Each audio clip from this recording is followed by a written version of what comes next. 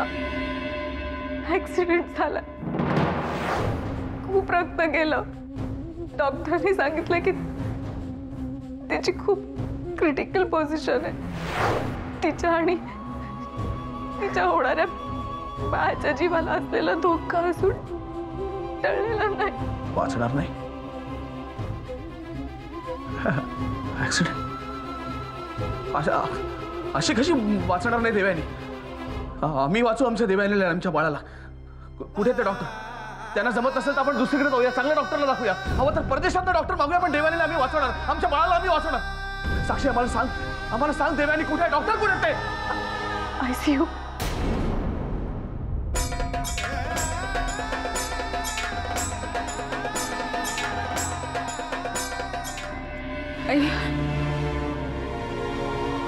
विक्रम काका, आम्हाला देवयानीला भेटायचं। विक्रम काका, आम्हाला देवयानीला भेटायचं। विक्रम खूप उशीर झाला, एक माझा उशीर झाला म्हणजे? उशीर झाला म्हणजे काय म्हणायचं काय तू? विक्रम नक्की काय झालं देवयानीला, तुम्ही तरी सांगा काका। विक्रम, देवची कंडिशन खूप क्रिटिकल आहे। क्रिटिकल? डॉक्टरांनी आशा सोडून दिलेली आहे। नाही, आमचा विश्वास नाही काका। अशी आशा सोडून दिली म्हणजे काय? या डॉक्टरांना जमत असेल तर आपण दुसऱ्या डॉक्टरांकडे जाऊ, याच्यापेक्षा मोठ्या डॉक्टरांकडे जाऊ। काहीतरी उपाय असेल ना काका? देवयानीला असं सोडून द्यायचं का आपण? तुम्हाला असं वाटतं तिच्याशिवाय मी जगू शकू? तिच्या पोटाला झोपा आहे, मी नाही राहू शकत तिच्याशिवाय। तिला असं एकटीला सोडून आम्ही नाही जगू शकत। या डॉक्टरला जमणार नसेल तर आम्ही दुसऱ्या डॉक्टरकडे तिला नेऊ।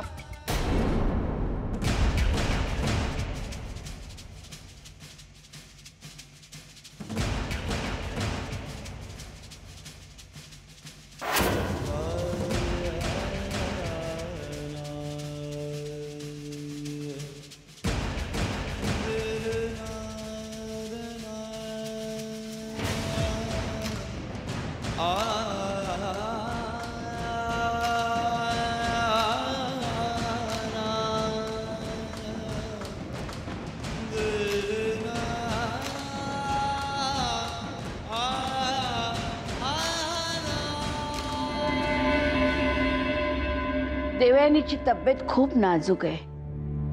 आदित्य राजांना अजून ही बातमी कळलेली नाही। उद्या तिची तब्येत जास्त बिघडली तर आपण काय करणार आहोत? काही करा, आदित्य राजांना हे कळवा। साईमा ते कुणाबरोबर गेलेत, कशासाठी गेलेत काहीच माहिती नाहीये। आणि इतके दिवस जायचं तर सांगून जायला पाहिजे ना त्यांनी।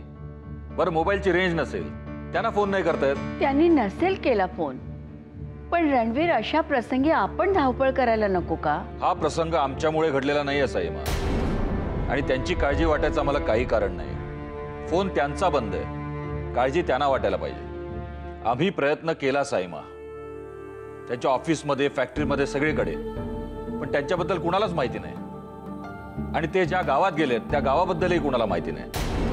आपली प्रत्येक गोष्ट फक्त बायकोलाच सांगायची त्यांना सवय आहे। कोण कसं वागतं, कसं वागत नाही याची चर्चा करायची ही वेळ नाहीये। घटना घडतात त्या काही सांगून घडत नाहीत ना। कुठल्याही परिस्थितीत देवयानीची ही बातमी आदित्य राजांपर्यंत पोहोचवणं हे आपलं कर्तव्य आहे। मग आता काय करू? पेपरमध्ये बातमी छापू का टीव्हीवर बातमी देऊ? का जाहीरपणे लोकांना सांगू रणवीर राजे आपलं कर्तव्य पार पडतात म्हणून? साईमा, प्रत्येक वेळेस तुम्ही आमची कर्तव्य आम्हाला सांगता, एकदा त्यांची कर्तव्य त्यांना सांगत जा ना। रणवीर,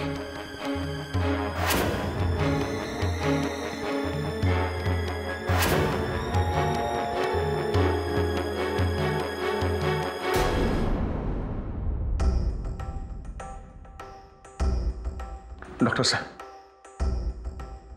काय झालं आमच्या देवयानीला? ती होईल ना बरी? बाहेर पडेल ना याच्यातनं? अहो, आम्ही आमच्या परीने सगळे प्रयत्न करतोय, तिची काळजी घेतोय, पण आमच्या ट्रीटमेंटला तिची बॉडी रिस्पॉन्सच देत नाहीये। कदाचित ती कोमात जाण्याचीही शक्यता आहे।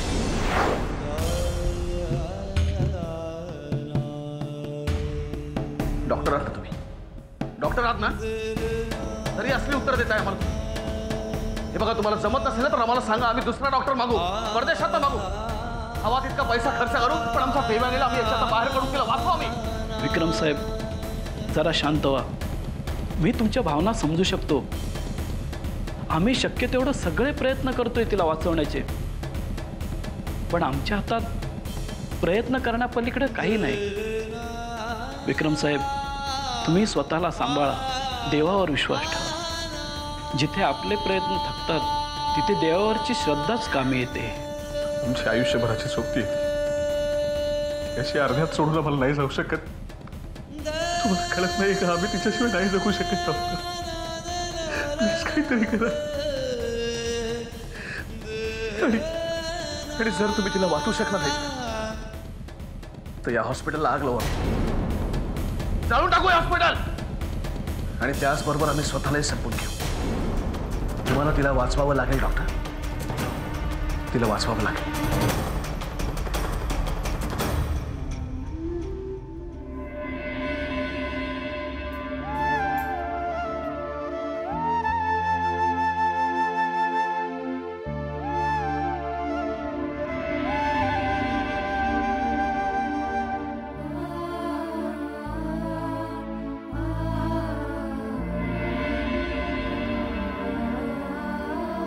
आज सगळा स्वयंपाक मी करते. आलंय आमच्या लक्षात. बहिणी, आज पहिल्यांदाच सगळेजण माझ्या हातचं जेवणार आहेत. आणि खरंच आपल्या माणसांसाठी जेवण करण्यात वेगळाच आनंद असतो ना. ह्याच दिवसाची मी वाट पाहत होते. तुम्ही सांगा मला कसं झालंय. तू करतेस ना, छानच होणार. आणि तुम्हालाही काही खावंसं वाटलं तर मला नक्की सांगा, मी तुमचे सगळे डोहाळे पुरवीन.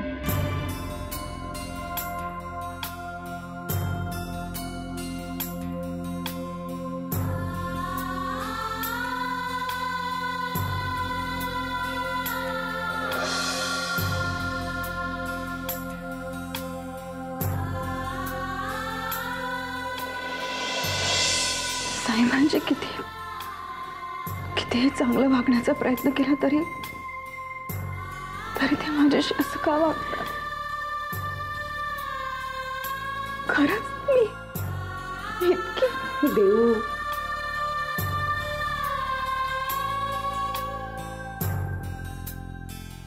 नाही वहिनी, आज साईमांना माझ्या हातचं जेवावंच लागेल. हो वहिनी, इतक्या प्रेमाने मी त्यांच्यासाठी जेवण बनवलंय. माझ्या प्रेमाचा असा त्या अपमान नाही करू शकत.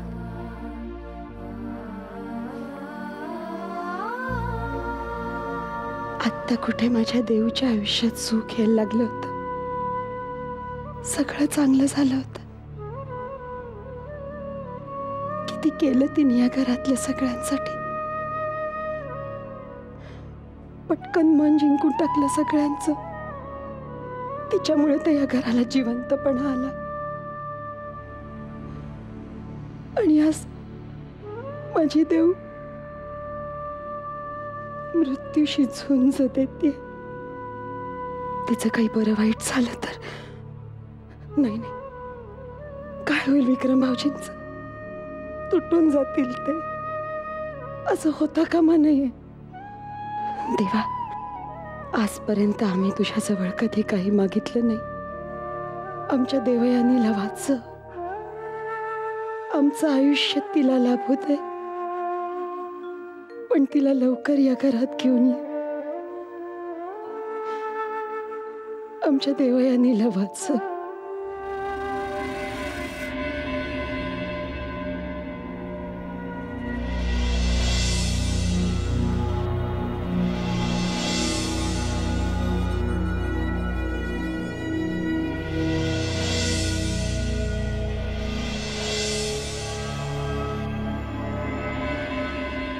साईमा, दूध आणलंय. मला दूध नकोय जनी. साईमा, कालपासून तुम्ही काय बी नाही खाल्लंय. अशानं परिणाम होईल ना तब्येतीवर. काही तब्येतीवर परिणाम होणार नाहीये. आणि झालाच ना तर देव बघून घेईल. तू जा बघू जणी, जा म्हटलं ना. साईमा, अन्नावर राग काढून स्वतःच्या तब्येतीची हेळसांड करू नका साईमा. आमच्या तब्येतीबद्दल तुम्हाला केव्हापासून काळजी वाटायला लागली? देवयानी हॉस्पिटलमध्ये याचा जसा आनंद झाला तसं आम्ही आजारी झाल्यानंतरही तुम्हाला आनंद वाटायलाच हवा. साईमा, तुम्ही कुठलाही विषय कुठेही जोडू नका. हा कुठलाही विषय नाही आहे रणवीर. हा त्या देवयानीचा विषय आहे जिला या घरात कधीही महत्त्व दिलं गेलं नाही. देवयानी देवयानी देवयानी, डोकं उठलंय त्याचं नाव ऐकून. तुम्ही सारखा सारखा तिचा विषय आमच्यासमोर का काढता? काय हवंय काय तुम्हाला ते तरी एकदा सांगा. काय सिद्ध करायचं तुम्हाला साईमा? साईमा, अजूनही तुमचा असा समज असेल की देवयानीच्या अपघाताला सर्वस्वी आम्ही जबाबदार आहोत तर हा तुमचा गैरसमज आहे. साईमा, हा तुमचा अट्टहास आहे, अट्टहास. हे सगळं आम्ही केलंय असं आमच्या तोंडून वदवून घेण्याचा. पण हे तुम्हाला कळत नाहीये की या सगळ्यामुळे तुम्हालाच त्रास होणार आहे.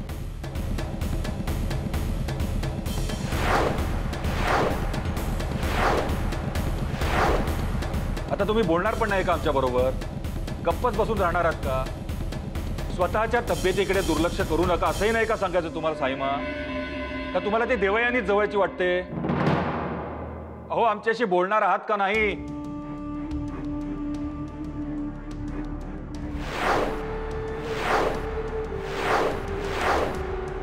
ठीक आहे, आमच्यावर विश्वास ठेवायचा नसेल तर नका ठेवू. तुम्हाला हवं तसंच वागा. पण यापुढे त्या देवयानीचं नाव या घरात नको.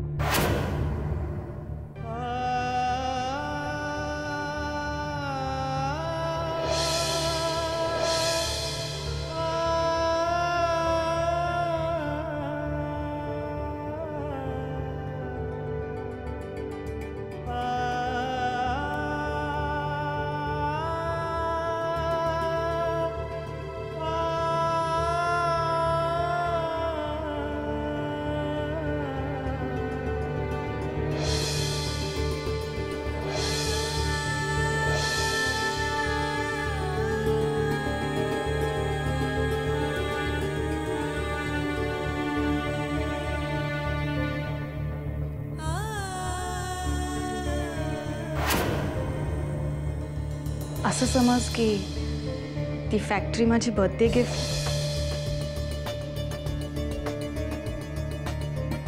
काय करून घेतलंस देवे? काय करून घेतलंस? बाहेर सगळेजण आम्हाला सांगतात तू आता जगू शकणार नाहीस. सांग, खोटं आहे ना? सांग ना, खोटं आहे ना?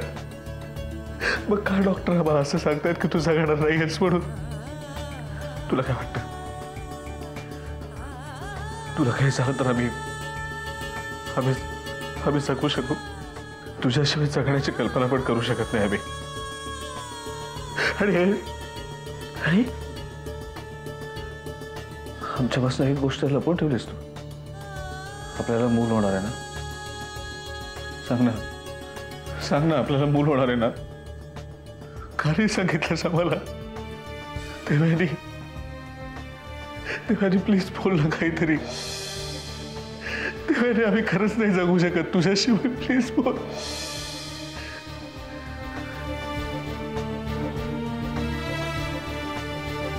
नाही, आम्ही तुला असं पडू देणार नाही.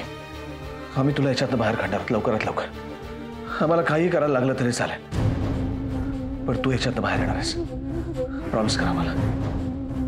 प्रॉमिस कर, तू यातनं लवकर बाहेर येणार आहेस. देवानी, आम्ही आहोत. हे विश्वास ठेव आमच्यावर.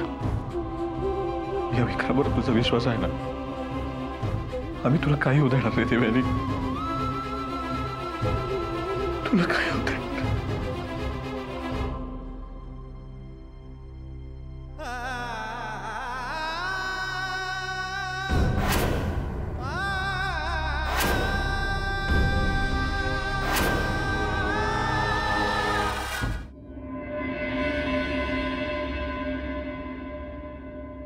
आज देवयानीमुळे साईमांचा आमच्यावरचा विश्वास कमी होत चाललाय. विक्रम, देवयानी त्यांना आमच्यापेक्षाही जवळचे वाटतायत. या घरात आता त्यांची इच्छा चालेल. त्यांच्या शब्दाप्रमाणे आम्हाला वागावं लागेल. आमच्या कोणत्याच गोष्टीवर साईमांचा विश्वास बसणार नाही, कारण आता विक्रम आणि देवयानी साईमांच्या जास्ती विश्वासातले असतील.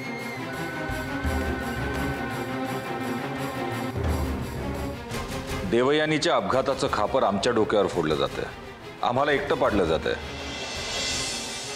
एवढं सगळं होणार होतं तर खरोखरच तिचा अपघात घडवून आणला असता ना आम्ही. पण आता आम्हाला काहीतरी करावं लागेल. साईमांचा विश्वास पुन्हा एकदा संपादन करावा लागेल. या घरात फक्त आमचाच शब्द प्रमाण मानला गेला पाहिजे, आणि त्यासाठी आम्ही काहीही करू, अगदी काहीही. Amol, please control yourself. काय करू तेच नाही समजत आहे मला. सगळं एवढ्या फास्ट घडतंय. I am helpless. हे बघ, तू असं पॅनिक होऊ नकोस. सांभाळ रे स्वतःला. कसं सांभाळू सांग ना.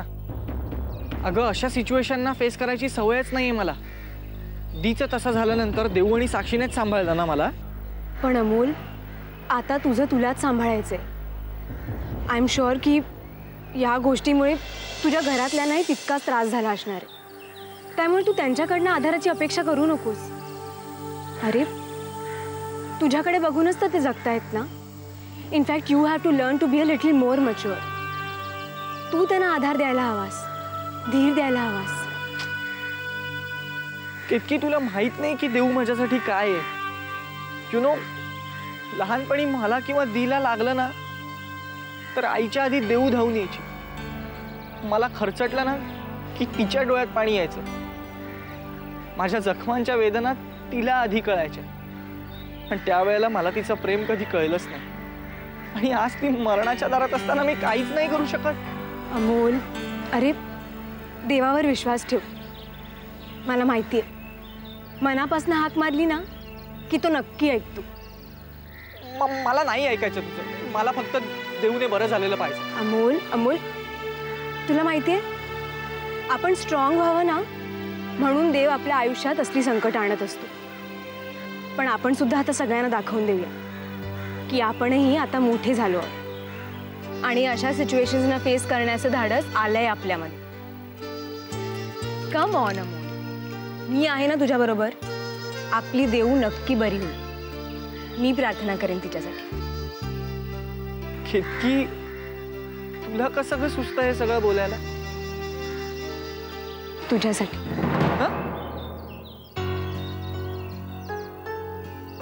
म्हणजे तुझ्यासाठी मला सगळं जमतं.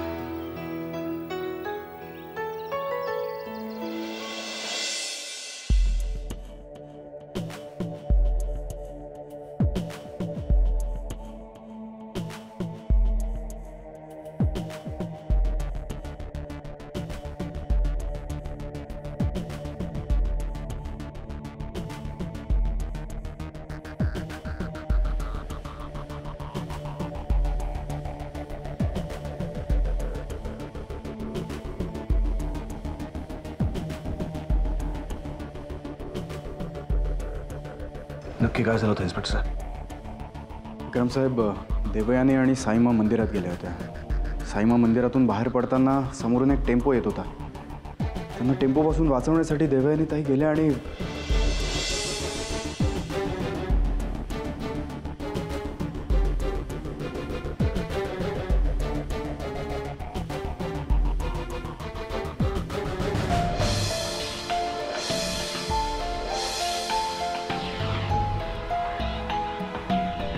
त्या ड्रायव्हरचा काही तपास लागला.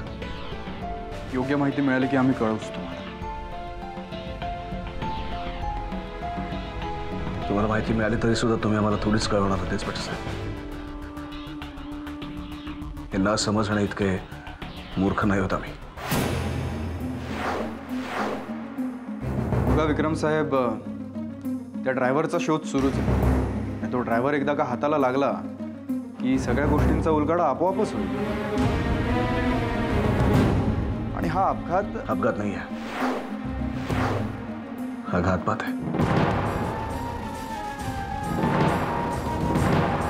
देवयानीला जीवे मारण्यासाठी कोणीतरी हा प्लॅन केलाय.